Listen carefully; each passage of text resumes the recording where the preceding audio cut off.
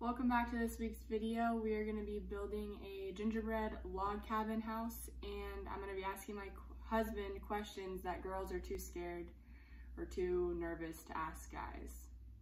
Okay, so while Tyler starts assembling the log cabin, I'm going to ask question number 1. So question number 1 is it awkward, weird, gross for guys to hear period talk, like to hear girls talk about their periods? I'd say I don't think that anybody cares. All right, so question number 2 is, what is something you find unappealing about females? Yeah, maybe like an attitude, or like whenever they are just really like not accepting of advice. I think it's unattractive when men or females, just like people in general, don't take care of themselves. Next question, number 3, is when guys joke about having a small package, is it really a joke?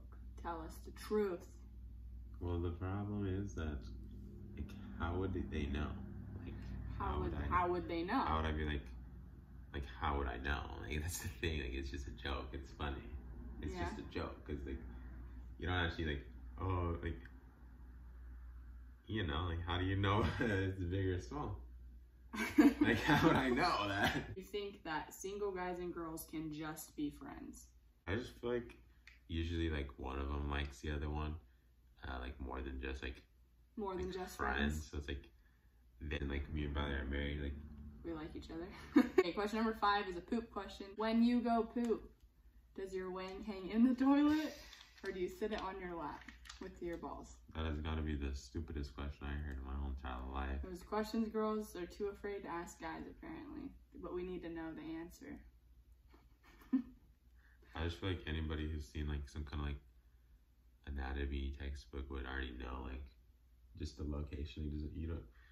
It's not like based on location, the wang's gonna hang in the down toilet. there, right? Main point, it's gonna hang. Right? It's straight hanging. Right. Right. How can you tell when he likes you or not? Okay, so this one is really easy, and what are you doing?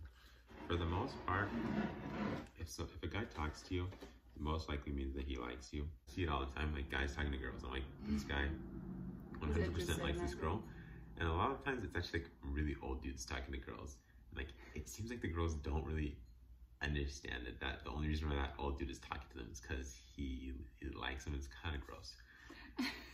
I hope I don't ruin anything for you guys, but it's just how it is. Like, that guy would not be talking, like, he doesn't talk to me. He doesn't come up and talk to me. Right. He's talking to you for a reason. Yeah.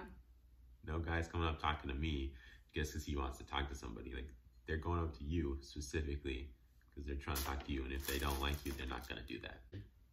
He thinks that this stuff is glue. This stuff looks really disgusting. I think I'm gonna taste it right now. Maybe I'm not supposed to. Maybe it literally looks like it's not supposed to be eaten.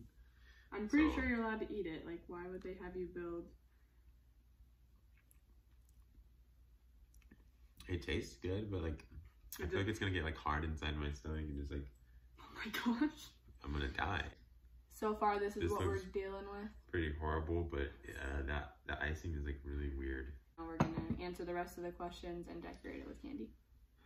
When guys sleep over, do you guys share a bed? When you had sleepovers with with Crash, did you guys share a bed? No. No? Not even with Crash?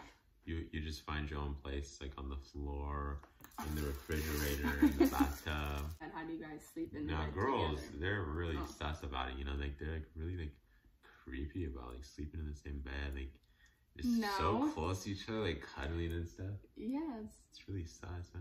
Oh. Okay, but when you sleep in the bed with your guy friends, how do you sleep? Like beside each other? Do you sleep head to foot, head to head? Or you just go to sleep facing away? Wherever you wake up, like maybe on top of them. Oh my gosh. Like straight chilling like this, like on top of them. Okay, question number 8. What are some red flags you look for in a relationship? Red flags for me is like if the person feels the need to talk to the opposite gender like all the time. Like, I feel like that's a red flag. This has happened in like previous relationships for me, but it's like an ex-boyfriend text his ex. It's like, why are you texting that person? You know, like I don't text people unless I actually want to have a conversation with them. Yeah, like I was saying before, Or, like I don't know. You have, sometimes there's people that you're acquainted with, you text them, it's normal. Occasionally, but like when you're not... like texting like every day. Yeah, like how are you doing? Good morning. And like they're like a priority to you, I guess. And, yeah. Trying to hang out, it's really weird. Like that. And hang out with even just like your friends all the time instead of like the person that you're in a relationship with. Like that's kind of a red flag. You should want to hang out with your person like with your friends and your people, not like separately, you know? About like, it's important that the other, like if you're in a relationship, it's important that you both like feel the same about each other, and then you don't want to force it, I guess. You don't want to force like, oh, you have to like say values, like, oh, you have to just talk to me, you can't talk to anybody else. You know, that's kind of like, it's forced, and it's not going to be a good relationship because there's not really any, you know, if I wanted to talk to other people, the only reason why I didn't was because she was telling me not to. That's just kind of like a control thing. Yeah, it's just not going to work out anyways. They're like really like controlling. Yeah. And it can be like a red flag, like that you need to just find somebody that actually them and you, like, you know, you actually get along and you want to be with each other. You don't actually really care about anybody else. It's like, that's your person. But yeah, if you're interested in mainly the main thing is just being interested in like pursuing relationships with other people. Like if that's something you're wanting to do, then you're not really into the relationship like the way you should be if you're looking at other people in that kind of way. That's like a big red flag, I guess.